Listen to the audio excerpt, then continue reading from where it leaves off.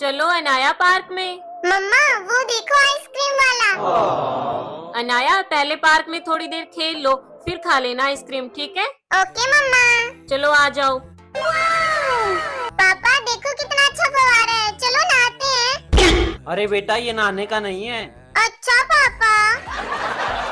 चलो अब दोनों की रेस है, जो भी जीतेगा उसे आइसक्रीम मिलेगी। ये मैं जीत गई। चलो पापा आप जल्दी से आइसक्रीम खिला दो। ठीक है नाया, बताओ कौन सी आइसक्रीम खानी है? चॉकलेट वाली। ये लो। पापा ये आइसक्रीम कितनी टेस्टी होती है ना।